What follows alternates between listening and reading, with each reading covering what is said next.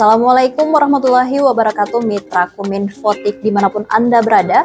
Senang sekali saya Mila Atiki bisa menjumpai Anda dalam program Kabar Gorontalo Sepekan. Program ini kami hadirkan khusus untuk Anda sebagai media informasi pemerintah Provinsi Gorontalo selama sepekan.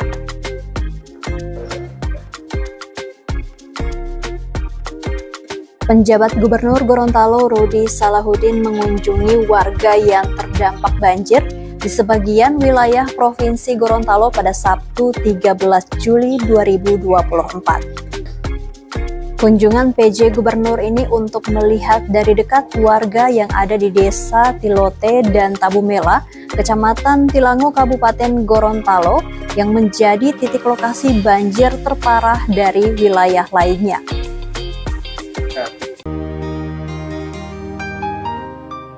Penjabat Gubernur Gorontalo Rudy Salahuddin kembali mengunjungi warga yang terdampak banjir di sebagian wilayah Provinsi Gorontalo pada Sabtu 13 Juli 2024. Kunjungan Rudy kali ini melihat dari dekat warga Desa Tilote dan Desa Tabumela di Kecamatan Tilango, Kabupaten Gorontalo, yang memang menjadi titik lokasi banjir paling parah dari beberapa wilayah lainnya.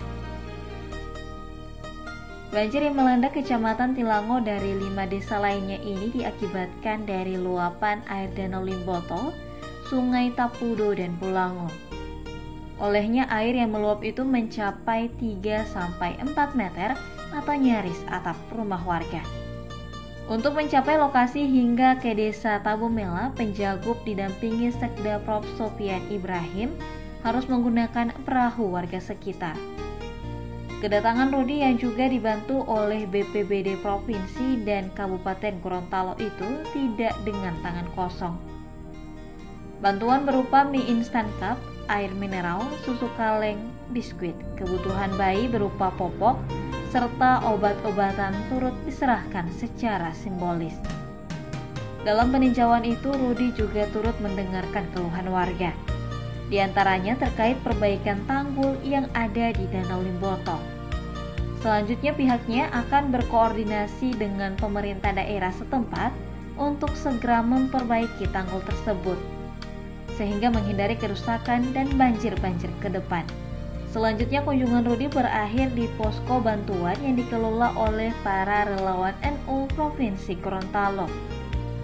Bantuan makanan siap saji maupun sembako tersebut terus berdatangan dan selanjutnya akan disalurkan kepada para korban banjir.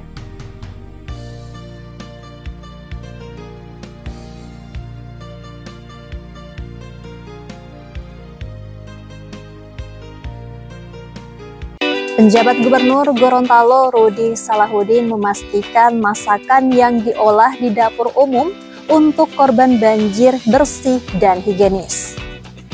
Hal ini diungkapkannya saat melihat langsung proses memasak di dapur umum yang berada di Dinas Sosial Provinsi Gorontalo pada Kamis 11 Juli 2024. Penjabat Gubernur Gorontalo Rudy Salahuddin memastikan masakan yang diolah di dapur umum kondisinya bersih dan higienis. Hal itu diungkapkan Rudy usai meninjau dan melihat langsung proses memasak di dapur umum untuk korban banjir yang berada di Dinas Sosial Provinsi Gorontalo, Kamis 11 Juli 2024. Lebih lanjut, Rudy menjelaskan dapur umum bertugas untuk memenuhi kebutuhan makanan bagi pengungsi bencana banjir. Jumlah makanan yang akan disiapkan oleh dapur umum Pemprov Gorontalo sebanyak 2.500 paket untuk sekali masak. Setiap hari dapur umum akan memasak 2 kali, sehingga ada 5.000 paket untuk pengungsi banjir di kota Gorontalo. Sementara untuk wilayah Kabupaten Gorontalo, dapur umum Pemprov Gorontalo akan melayani korban banjir di beberapa titik. Di antaranya Kecamatan Telaga Jaya sebanyak 500 paket, Tilango 500 paket, Telaga Biru 100 paket, dan Kayu Bulan 750 paket. Pelayanan juga akan diberikan kepada warga yang datang langsung ke dapur umum.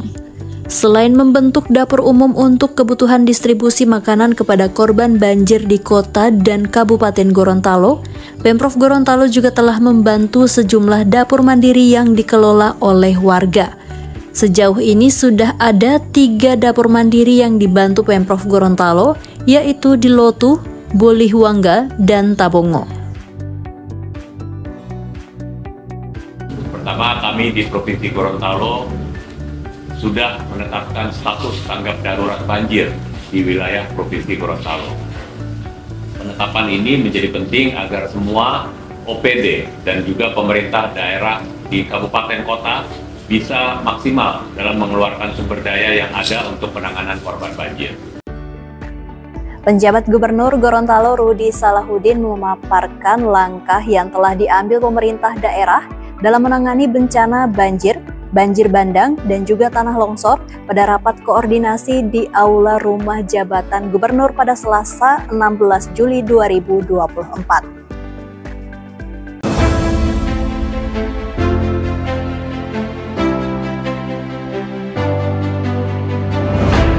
Penjabat Gubernur Gorontalo Rudi Salahuddin memaparkan langkah yang telah diambil oleh pemerintah daerah dalam menangani bencana alam banjir, banjir bandang, dan tanah longsor pada rapat koordinasi di Aula Rumah Jabatan Gubernur Selasa 16 Juli 2024. Rapat membahas upaya penanganan bencana alam yang merupakan tindak lanjut dari penetapan status tanggap darurat.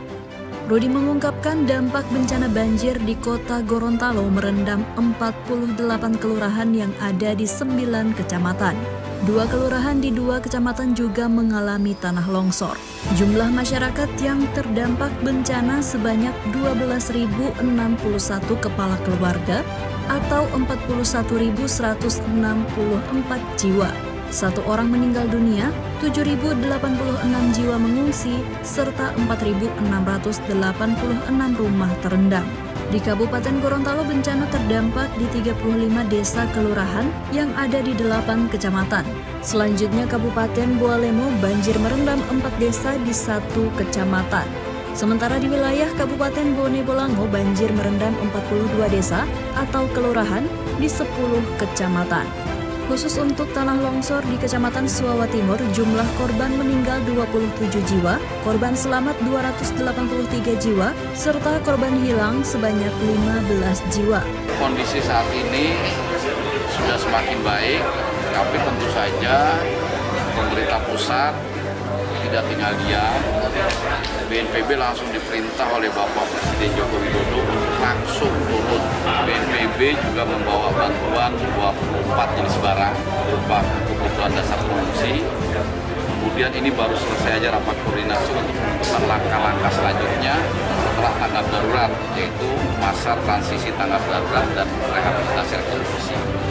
Di samping barang bantuan juga kita memberikan anggaran operasional pengendalian awal, sehingga semua penggiat bencana ini bisa melakukan langkah-langkah yang diperlukan untuk membantu masyarakat terdampak. Dalam hal ini, Badan Nasional Penanggulangan Bencana Republik Indonesia menyalurkan bantuan bencana alam di Provinsi Gorontalo berupa dana siap pakai atau DSP tunai, serta dukungan logistik dan peralatan sebesar 300 juta rupiah.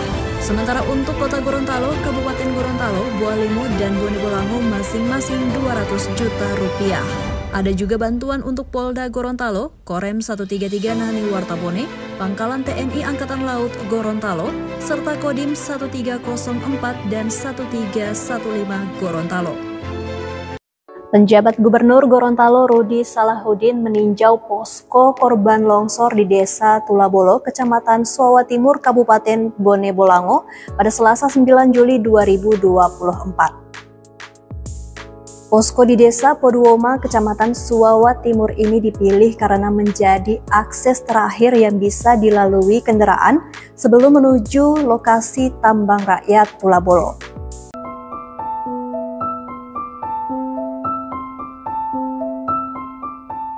Penjabat Gubernur Gorontalo Rudi Salahuddin meninjau posko korban longsor di Desa Tulabolo, Kecamatan Suawa Timur, Kabupaten Bone Bolango, Selasa 9 Juli 2024. Posko di Desa Poduoma, Kecamatan Suawa Timur dipilih karena menjadi akses terakhir yang bisa dilalui kendaraan sebelum bisa menuju ke lokasi tambang rakyat Tulabolo. Di posko tersebut ada tim gabungan dari Polri, TNI, SAR, BPBD, Dinas Kesehatan saling berkoordinasi untuk penanganan korban selamat dan meninggal dunia. Sementara tim lain berjalan kaki lebih kurang 27,3 km ke lokasi tambang untuk melakukan pencarian dan penyelamatan para korban yang tertimbun longsor. Satu unit helikopter milik Polri disiagakan di lokasi posko untuk mengevakuasi 9 jenazah yang baru bisa dievakuasi hari ini. Sementara 11 jenazah lain sebelumnya sudah berhasil dievakuasi. Satu di antaranya berjenis kelamin laki-laki, kondisinya sulit untuk dikenali. Data di posko Poduoma hingga Selasa 9 Juli 2024 pukul 8:45 waktu Indonesia Tengah menyebutkan korban yang masih dilaporkan hilang sebanyak 51 orang.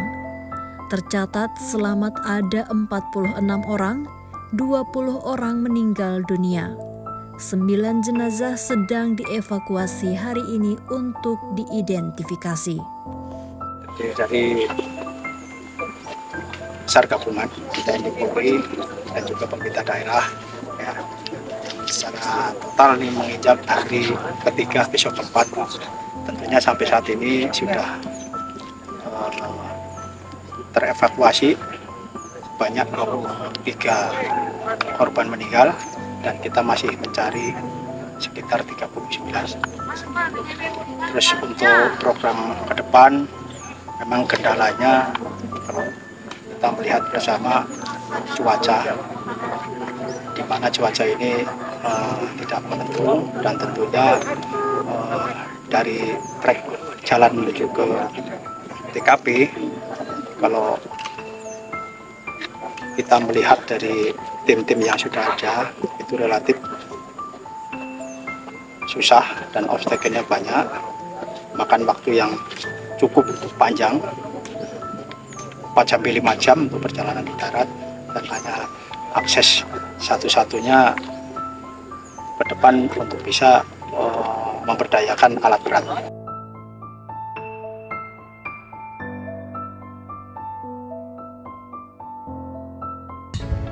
Pemerintah Kabupaten Bone Bolango menyatakan masa tanggap darurat untuk pencarian korban tanah longsor di kawasan pertambangan rakyat Desa Tulabolo, Kecamatan Suawa Timur, Kabupaten Bone Bolango berakhir pada Sabtu 13 Juli 2024.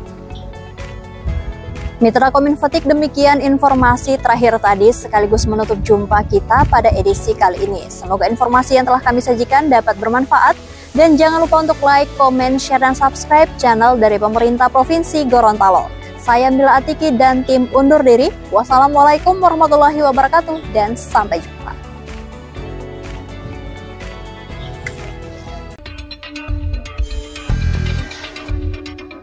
Pemerintah Kabupaten Bone Bolango menyatakan masa tanggap darurat untuk pencarian korban tanah longsor di kawasan pertambangan rakyat di Desa Tulabalo, Kecamatan Suawa Timur akan berakhir pada Sabtu 13 Juli 2024. Hal itu diungkapkan Bupati Bone Bolango, Merlan Uloli pada rapat forum koordinasi pimpinan daerah di Poskosar Desa Tulabalo, Kecamatan Suawa Timur, Kabupaten Bone Bolango. Berdasarkan standar operasional prosedur Basarnas, masa tanggap darurat untuk pencarian korban hanya berlangsung selama 7 hari. Selain itu, tidak diperpanjangnya masa tanggap darurat didasarkan pada berbagai pertimbangan teknis di lapangan. Jarak lokasi kejadian yang jauh dengan medan berat menyulitkan tim SAR gabungan untuk melakukan pencarian dan evakuasi korban. Hingga hari ke-6 proses pencarian korban tanah longsor, terhitung yang meninggal dunia sebanyak 26 orang. 280 orang lainnya telah berhasil diselamatkan dan 19 orang masih dalam proses pencarian.